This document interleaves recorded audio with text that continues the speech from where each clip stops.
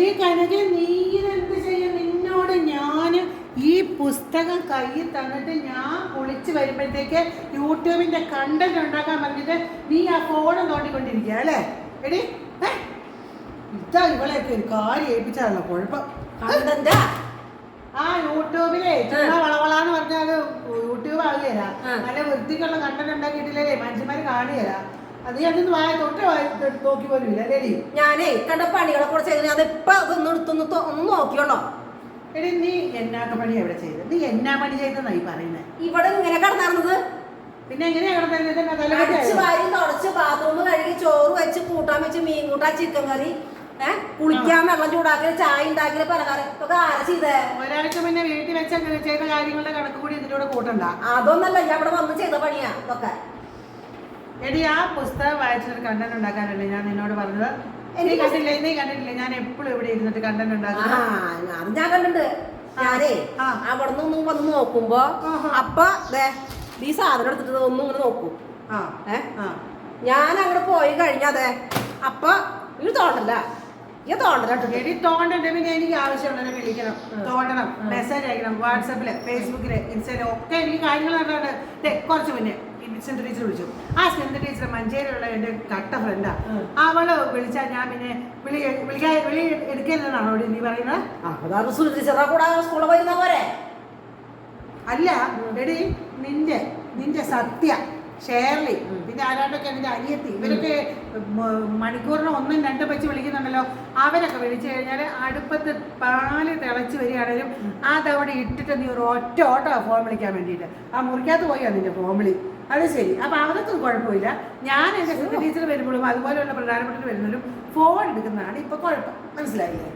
അവരൊക്കെ സത്യം വിളിക്കുന്നതേ എന്തെങ്കിലും അത്യാവശ്യ കാര്യം പറയാൻ വേണ്ടി വിളിക്കുന്നതാ. അല്ലാണ്ട് ഇതേ പറഞ്ഞ വെറുതെ എപ്പ നോക്കിയാലും ഇങ്ങനെ ഈ തോണ്ടി വിളിക്കുന്നവരെല്ലാവരും. അപ്പൊ സെന്റർ ടീച്ചർ വിളിച്ച് വെറുതെയാണ്. സെന്റർ ടീച്ചർ നാളെ എച്ചമാകാൻ പോവുക. മനസ്സിലായോ? അംബിയ ടീച്ചർ, സെന്റർ ടീച്ചർ, ജോസ്ന ഇവരൊക്കെ എച്ചമാകാൻ പോവാ. എന്നിട്ട് ഞാൻ റിട്ടയർഡ് എച്ചമല്ലേ. അപ്പൊ എനിക്ക് കുറെ കാര്യങ്ങൾ പറഞ്ഞ് ഹെൽപ്പ് ചെയ്യാൻ പറ്റുമോ? അവരതിന് വിളിക്കുന്നതാ. അവരെച്ചമാവുന്നത് എനിക്കെന്താ കാര്യം? സ്കൂളിൽ പോയിരുന്നാ മതി അവരെ സഹായിക്കാനായിട്ട്. സ്കൂളിൽ പോയിക്കണമെങ്കിൽ അവിടെ പോയിരുന്നാ മതി.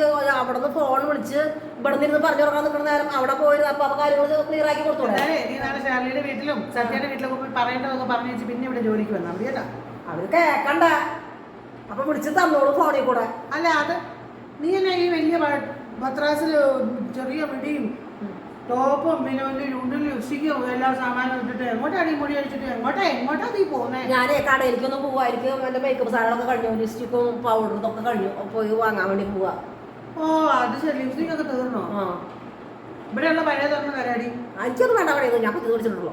പിന്നെ 1500 രൂപയാവും. അത് സാരില്ല, ഞാൻ പണ്ടുകളിൽ എന്റെ സൗന്ദര്യം നിലനിർത്തണ്ടേ. അത് ഞാൻ മേടിച്ചോളാം. വീടിന്റെ അകത്ത് വന്നിട്ട് അടിച്ചു കാര്യം തുടക്കുകയും അതേപോലെ കഞ്ഞിയും കറി ഉണ്ടാക്കുന്നതാണ് നിന്റെ പണിയെന്നാണ് ഈ പറയുന്നത്.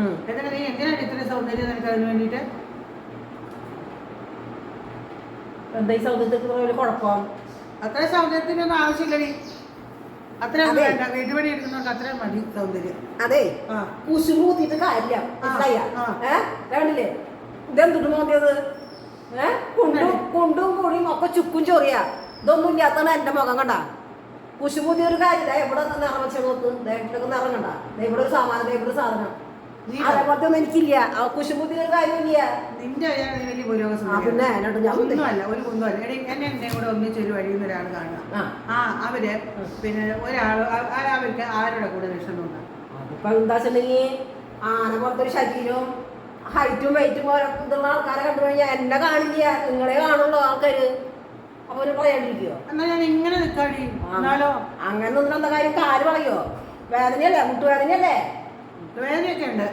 ഒരു കാര്യം ഞാൻ എന്നോട് പറയാം, നിന്റെ വിളച്ചില് കൂടുതലുണ്ട്. നാളെ വന്ന് നീ വരട്ടെ. നീ ഒരുമാതിരി തെണ്ടിത്തിരിഞ്ഞ് നടന്നപ്പോഴേ പിന്നെ നീ ഒരു ചിരി പോയി ചേച്ചി എന്ന് പറഞ്ഞ് വന്നപ്പോ ഞാൻ നിന്നെ പിടിച്ച് അകത്തോട്ടിട്ടതാ. ഇപ്പൊ നിനക്ക് അഹങ്കാരം വല്ലാതെ മൂത്തിട്ടുണ്ട്. വിലക്കല്ല നീ നിൽക്കുന്നത്. നാളെ മുതലേ നീ ഇങ്ങോട്ട് വരണ്ട കേട്ടോ. ഞാൻ ഒരു കാര്യം പറയട്ടെ. ഈ മുട്ടുവേദനയും വെച്ചിട്ട് കഞ്ഞിയും ചോറും പ്രാവശ്യം കനക നീ വരില്ലേ? എപ്പോഴാ വരിക? വേഗം വരണട്ടാ. എനിക്ക് മുട്ടുവേദനയാ. ഒരു അടി നടക്കാൻ പറ്റുന്നത്. ഞാൻ നിരങ്ങി പോയിട്ട് ഒരു കട്ടൻ കാപ്പി ഉണ്ടാക്കി കുടിച്ചേ എന്ന് പറഞ്ഞാൽ വിളിക്കരുത് കേട്ടാ. ആരും വിളിക്കാൻ വന്നില്ല. എനിക്ക് മുട്ടുവേദന ഉണ്ടെങ്കിൽ എന്നെ നോക്കാൻ 100 പേരുണ്ട്. ഞാൻ ഇവിടെ കാണുന്നുണ്ട് 100 പേര് വരിയായിട്ട് നിൽക്കണത്. എന്റെ മക്കൾ 2 കെട്ടിയാനുണ്ട്.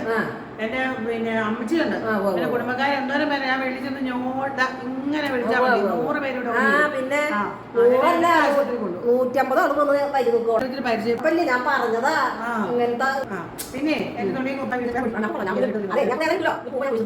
നാളെ ആദ്യത്തെ